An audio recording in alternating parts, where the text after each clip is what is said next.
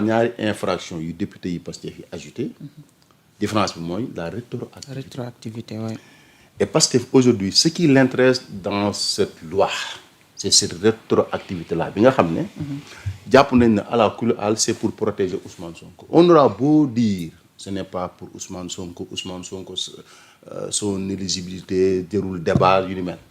Mais li ñu gis ci ay fait mooy on fait rétroagir une loi boo xam ne tey l'article 30 bi taxoon Ousmane Sonko bokkul dañ ko dindi abrogé ko wax ne du les dispositions yi nekk ci article L28 ak L29 mënutee bokk nit te loolu amul du ci laal Sonko léegi pour que L30 bi li daloon ci kaw Sonko mën a dañ il faut ñu rétroagir ko alors que le président de la République mënoo nekk ak say nawle ngeen waxtaan bu juboo nga ñëw di changer texte bi donc moo tax ma bind ne la Pastef est dans la correction anticipative. Ouais. Parce que la vérité mooy xam ne ñoom yëgoon nañ ne loi bi nii lañ ko bindee. Parce que El Malick mënu fa nekk Ayib Daffé le président du groupe parlementaire nekk fa te duñ xam loi bi nañ ko bindee donc ñoom dañuy bindee noo xam ne xëy na bu loi ba lay ñëwee peut-être li ñuy mën a def mooy def amendement jël bi dugal ko parce que bee bu ñëwee am na un problème d'écriture mais bee bu ñëwee li ma jàpp mooy article L29 bii ñu modifié. Peut-être dañuy amender l'article L31 parce que si projet de loi bi c'est L31. Ouais. Si proposition de loi bi c'est L29 parce que aujourd'hui code électoral boobu moo fi nekk. Maintenant article bi député yi wote bu fekkee constitution bi le conseil constitutionnel déclaré ko non conforme à la constitution xëy na amende lay doon bu ñuy dugal sur le projet de loi bi nga xam ne président daf koy proposer. amendement lay laa jàpp ne moom lay doon. Et politiquement peut-être mën nañ ko bañ a ñàkk a nangu mais man jàpp naa ne le président Diomaye peut-être pour wàccoo conscience am d'accord na si loi bi député yi posé xam nga lu tax président Diomaye xam na ne day def projet de loi mais bu leen fàtte ne loi bala ñu koy voter dañ koy jox président mu joxe ses observations bu fekkoon ne d'accord si ni ñu ko bindee dafay wax observation ne man maa ngi def benn projet de loi boo xam ne les mêmes article bi la amul changement mais la fekk mu nangu député yi def ab loi mu nuroog loi bi ni ñu ko bindee def si rétroactivité mu ne amu si observation parce que xibaar yooyu lañ jot président def ne amu si dara. mais est-ce que président moo d'accord député yi bind la. non waxuma moo d'accord député yi bind. mais sur le plan politique jàpp naa ne. député yi liñ def ñàkku si ànd bu si àndul woon. dafay joxe une observation. Par rapport à ça parce que loi saa yu ñu ko bindee président mën na joxe observation maintenant loolu tënkul assemblée nag teewul assemblée def son travail. Mais président mënoon na joxe observation ne moom rétroactivité bi. par exemple ça lui pose problème daf koy poser problème. mais bu si d'accord parce que bu leen fàttali ne président moo Ousmane Sonko xëy na si wàllu politique am nañ jafe-jafe. mais président de la République il est toujours de Pastef. et imaginez groupe Pastef. def loi def rétroactivité président def observation ne d'accord si qu'est-ce que les gens vont dire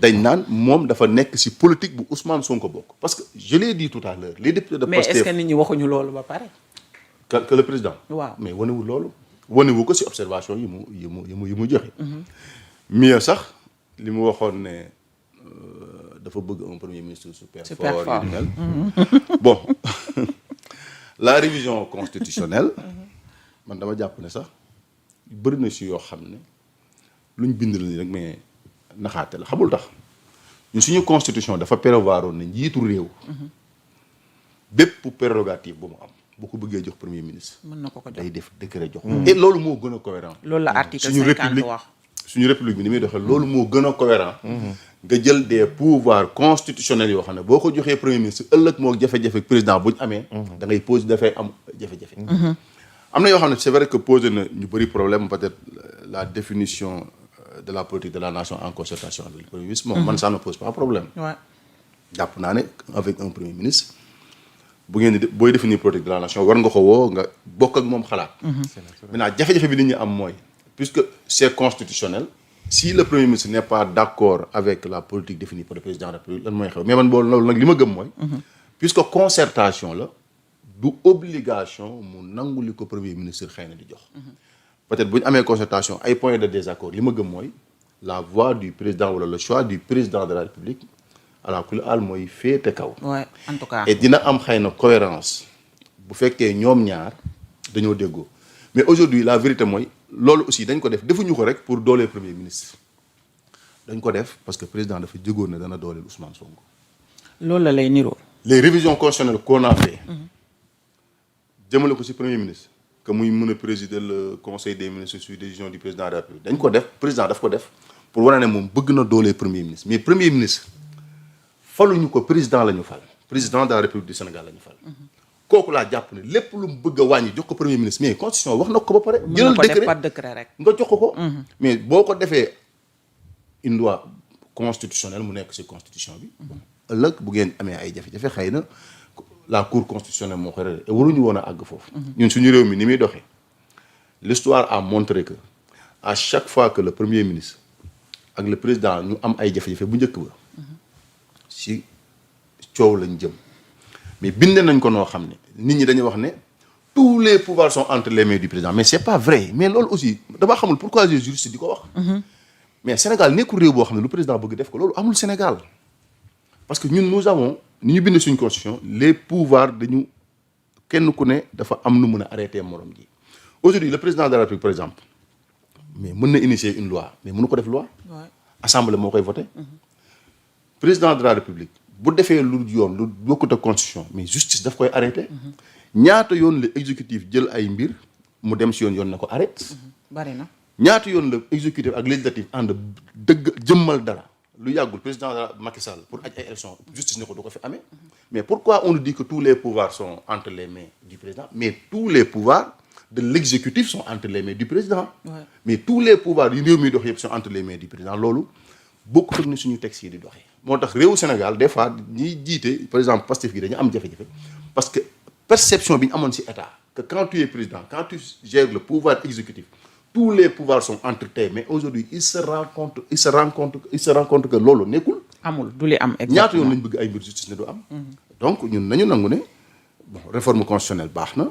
mais en tout cas en ce qui concerne le premier ministre moom ni ñu koy waxee naan dafa yokk doole. loolu amul. jàppee woo ko noonu alors. du doole bu mën a impacter ci doxalinu réew mi. su ma résumer sa analyse c'est comme si que da nga jàpp ne Diomaye ci dooleel Ousmane Sonko la nekk ba tey. bon esprit boobu la am parce que daf ko diggee woon. mais li ñu suqi ne dafay dooleel Ousmane Sonko laa wax.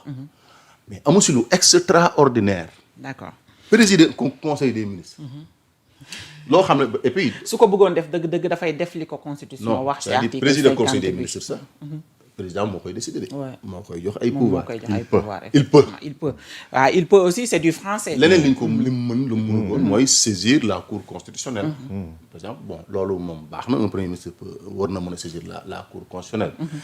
mais je suis en train d'imaginer si demain le premier ministre et le président am ay jafe-jafe politique président def un projet de loi.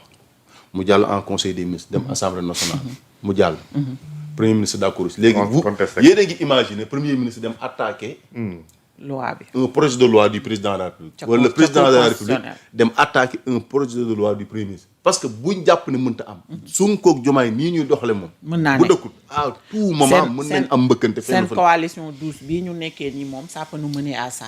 sincèrement alors Paldi.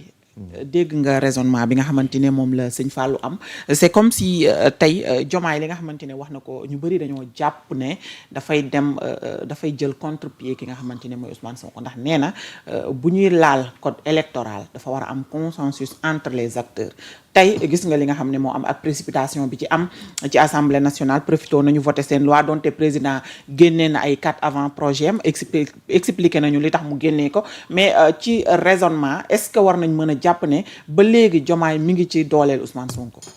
non loolu moom su fekkee dañuy wax dëgg rek génn ci. waaw man loolu moom nekkatul ci man Diomaye bi sànq yaa ngi wax naan.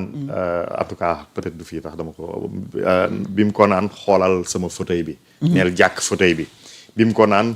il était déjà un premier ministre super fort mais dafa bëgg renforcer ses pouvoirs après loolu nag xam naa ni au moins bëgg na def li nga xamante ne moom la wax parce que bul fàtte ni Diomaye dafa am benn contrainte principielle bu am doole mooy il veut pas paraître aux yeux de l'opinion que moom dafa trahir Ousmane Sonko bien que nag loolu it mi ngi c'est ci. largement diffusé aujourd'hui donc li nga xamante ne wax na ko wala li nga xamante ne séq na ko moo tax da ngay même entre eux deux personne ne veut prendre l'initiative de la rupture Ouais. donc loolu moo ñu indi ci situation bii nga xamante ne ci lañ nekk et loolu noonu dafay peser sur Diomaye moo tax ba peut-être man li nga xamante ne wax nañ na ko ni jox na ko pouvoir comme premier ministre dama jàpp ni sax luy mën a indi jafe-jafe comme ni ko Fallou expliqué la mais du dëgg-dëgg des pouvoirs yu mu jox au premier ministre et dëgg-dëgg la constitution organisée na ko tout en l'encadrant que le président su fekkente ne dafa bëgg transférer des pouvoirs au premier ministre mais mën na ko def par décret mais certains pouvoirs pas tous les pouvoirs yi nga xamante ne moom la bëgg maintenant ñoom ñaar seen diggante soo xoolee bépp jafe-jafe boo xamante ne ñi ngi koy dund wala ñi ngi koy dëgmal mi ngi procéder ci loolu noonu sur les réformes man dama jàpp ni Pastef mooy yoxosu Diomaye déjà Fallou bi nga koy wax ils étaient présents dans le comité ad hoc Ouais. bi nga xamante ne moom le président bi créé Ousmane Sonko dirigeait ce comité-là n'est-ce pas il y avait le président de l'Assemblée nationale et le président du groupe parlementaire de Pastef Ouais. donc il connaissait du travail qui était en train d'être fait et peut-être qui était bouclé maintenant président su ne Ousmane su ne en tout cas su fekkante ne dafa jàpp ni projet Pastef bi waxtaanee wuñ ko mais da ngay fàttali président tamit parce que sincérité dafa baax c'est-à-dire Ak que cohérence. lépp soo koy politiquer mën nga ko def mën na jàll parce que tu as les pouvoirs tu as la légitimité politique à travers l'Assemblée nationale ainsi de suite mais par contre nit ñi tamit ay njàccaar lañ xam nañ li xew donc le président dans ce comité-là parce que président moo invité à un dialogue gars yi dem waxtaan ñu transmettre la ay rapport lii d'accord nañ ci lii par exemple lii ça a fait l'unanimité lii nii am nañ ci consensus bien que am na ñu d'accordul lii nii moom dañ ci tasaaroo léegi jébbal nañ la mais loolu noonu soo créer un comité ad hoc nga jox ko rek les seuls membres de ta majorité mais am na problème Ça loolu pose rek problème. en cela c'est un problème de forme kenn parce que ñoom ci liñ liggéey di ko génne pourquoi ces 4 réformes là avant projet bi Ouais. pourquoi réformer wuñ le parquet Et le président nous l'avait aussi, promis et le timing aussi am na ci solo. waaw pourquoi réformer wuñ le parquet nga xamante ne l'essentiel des problèmes de la justice foofu la nekk te dañ ñu ko promettroon wax dañuy instituer un juge des libertés et de la décentralisation Effectivement. pourquoi yeneen ak yeneen ak yeneen defuñ ko donc loolu dafay nekk problème mais ça c'est sur la forme maintenant sur le fond Pastef moom président Doudou Wade daf koy wax jour bi ñu defee réaménagement gouvernemental dafa ne Yacine Fall ak Bamba Cissé dañ am pour mission que Ousmane Sonko participer aux élections de 2029 entre-temps rabat d'arrêt bi dafa ñëwoon ruiner tous ses espoirs nag Ouais. su fekkente ne dëgg bien qu'il s'en est défendu pour dire que sa candidature reste valable kenn mënu ko teree nekk candidat ainsi de suite Mais j'ai vu des chroniqueurs qui se disent juristes aussi toog ci ay plateau di défendre li nga xamante ne mooy thèse boobu c'est l'éligibilité de xam nga Sonko aussi. pour man le débat est permis c'est-à-dire que amul kenn amul autorité pour imposer nit ñi ne lii la science juridique wax wala lii la c'est-à-dire que les gens peuvent avoir des avis par contre comme avis nag motiver ko foofu la ñuy xaar gars yi comme avis motiver ko ñu xam ni yow kat am nga sa gis-gisu bopp mais say argument mi ngi nii dëgër Argumenté ko. waaw kañ ñu nag après suñ demee ci conseil constitutionnel wala xëy na boobu dina fekk ñu am cour constitutionnel ñu régler cette question là maintenant Pastef donc comme ñoom loolu mooy seen affaire et le Pastef a quelque peu manqué de courage mais bërki démb la loi sur su fekkoonte ne Ousmane Sonko taxul Ousmane Sonko moo porté la loi sur le durcissement de l'homosexualité Ouais. pourquoi porté wul bi Loolu tamit parce que c'est quelle est une la question. position de Ousmane Sonko sur ce projet Sur ce projet loolu cette tamit proposition de Sénégalais loi yi bëgg nañ ko xam aussi. Diomaye def na avis favorable mais Ousmane Sonko ba def na avis ba tey favorable kenn déggu ko ci. Ousmane Sonko def na avis favorable Comment. parce que bàyyi na leen ñu dem Te waxul dara. parce que moom xam nga c'est vrai que le groupe parlementaire dafa nekk le bras armé du gouvernement à l'Assemblée nationale Ouais. mais c'est l'émanation d'un parti que dirige Ousmane Sonko Fallou mi ngi wax léegi ni Diomaye en tant que membre simple du parti su jëlee le contre-pied des intérêts du parti ça peut poser problème mais Ousmane Sonko nag moom mi nga xam c'est l'autorité moom il a un veto Ouais. donc bàyyi na mu jàll parce que cette question-là l'intéresse au plus haut point léegi nag c'est vrai que dafa am ay dispositions yoo xamante ne dafay violer ay principes intangibles juridiques et ces principes-là sont au-dessus des lois. Ouais. dañ lay wax ni la loi est d'essence impersonnelle d'abord que dafay procéder pour l'avenir donc yooyu ay principe la yoo xamante ne xëy na loi bii nii ñoom ci niñ ko dugalee sauvegarder wu ko il s'y ajoute maintenant beneen problème boo xamante ne problème peut-être de procédure la parce que justement procédure bi lan moo tax ñu def ko procédure d'urgence loolu tamit c'est politique. C'est politique, parce que xam nañ ni président mi ngi ñëw xam nañ ni président mi ngi dugal moom mi ngi Ay avant mi ngi ñëw ak ay avant projet au peuple c'est 4 projets de réforme yoo xamante ne avant projet la ko tuddee donc loolu dafa am maintenant nag dama jàpp ni am na piège bu ci nekk et Fallou relevé na ko léegi parce que Pastef su jiitoo ils sont dans l'anticipation peut-être sax xam nañ ni mën nañ bloquer loi bi mais xam nga fan la ñuy xaar président su waxtaanee gars yi dugal li ñuy dugal ba ñëw assemblée nationale ñoom mën nañ amender loi bi Ouais, effectivement. mën nañ ko amender corriger peut-être li nga xamante ne war nañ ko ci corriger mais léegi nag dafa am beneen problème boo xamante ne dafay posé wu mooy problème de principe la également en démocratie démocratie inclusion la baaxee inclusion mooy le maximum de candidats war nañ bokk bien que nag dañ ko war a organiser mais on peut pas également omettre le passé récent de ce pays-là nga xamante ne dafa indi beaucoup de problèmes beaucoup de désordre y compris des vies humaines yoo xamante ne dañ ko perdre mooy koo xamante ne même suñ ko nattul ci élection ñëpp xam nañ ni sénégalais yi dañ ko jox bopp sénégalais yi dañ ko gëm bi mooy waxuma la Ousmane Sonko est porteur de solution dañ jàpp ni Ousmane Sonko c'est la solution C'est là loolu de laa doon léegi ci tere photo bi, la Ousmane Sonko solution. bokk tere Ousmane Sonko bokk du Ousmane Sonko nga xañ candidature mais ce million de sénégalais yi ko gëm. ñoom ngay xañ ñu exprimer un choix léegi nag débat bi mi ngi nekk ci parce que également on ne saurait avoir un président boo xamante ne garantirul benn moralité ak benn éthique bi xam nga et il ne peut pas c'est-à-dire que en tant que candidat sax yow nga war a ñëw ñu ne la yow yaay assurer yow yaay le premier magistrat de ce pays par exemple mais yow mënoo ñëw nga soustraire à l'exercice de la justice loolu tamit dafay poser problème alors loolu yëpp pour man dafa jar waxtaan bu yaatoo yaatu le président Diomaye